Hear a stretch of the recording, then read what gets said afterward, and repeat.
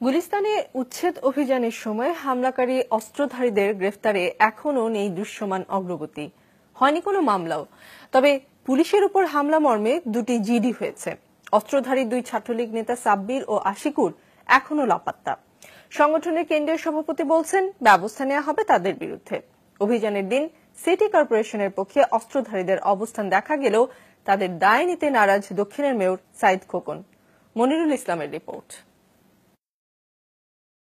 বৃহস্পতিবার উচ্ছেদের সময় দফায় দফায় সংঘর্ষের মূল সূত্রপাতটি হয় পাতাল মার্কেটে। প্রথমবার সেখানে ভ্রাম্যমাণ আদালতের সদস্যরা প্রবেশ করলেও পরে আসতে দেখা যায় অস্ত্রধারীদের। মার্কেটে থাকা সিসিটিভির ফুটেজে দেখা যায় সিটি কর্পোরেশনের হয়ে উচ্ছেদে অংশ নেয় বেশ কিছু যুবক, যাদের হাতে ছিল রিভলভার, চাপাতি, রামদা, হকিস্টিক। গণমাধ্যমে অস্ত্র হাতে ছবি আসে ছাত্রলীগ ঢাকা মহানগর দক্ষিণের সাধারণ সম্পাদক সাব্বির হোসেন এবং ওয়ারী থানার সাধারণ সম্পাদক আশিকুর রহমানের। পাতাল মার্কেটের দোকানি ও হকার পক্ষের অভিযোগ, ওই দিন অস্ত্র হাতে সবাই ছিল যুবলীগ ও ছাত্রলীগের। কিন্তু এই অভিযানে অবৈধ অস্ত্রধারীরা কিভাবে অংশ নিল তা যেন জানা নেই কারো।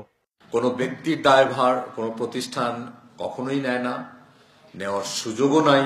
এটা খুব স্বাভাবিক, আপনি জানেন। একজন পুলিশ প্রশাসনকে বলা আছে পুলিশ তার নিজস্ব গতিতে ইনভেস্টিগেশন করবে। সেখানে যদি কারো কোনো ধরনের বিষয় থাকে সেটা পুলিশ ডিপার্টমেন্ট দেখবে। সিটি কর্পোরেশন বিষয়টি পুলিশের উপর চাপালেও অস্ত্রধারীদের আটকে দৃশ্যমান কোনো উদ্যোগ দেখা যায়নি এখনো।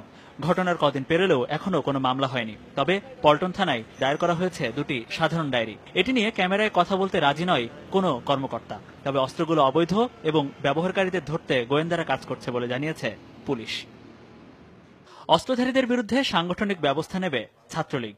কয়েকজন আমরা পত্রিকা দেখেছি, একজনের ছবি এবং দুজনের ছবি দেখা গেছে। তদন্ত কমিটি গঠন করছি, আমরা অতি দ্রুতই তার বিরুদ্ধে কঠিন ব্যবস্থা নেব। এদিকে দুই অস্ত্রধারী সাব্বির ও আশিকের সাথে যোগাযোগ করে পাওয়া যায়নি তাদের। মনিরুল ইসলাম, যমুনা নিউজ, ঢাকা।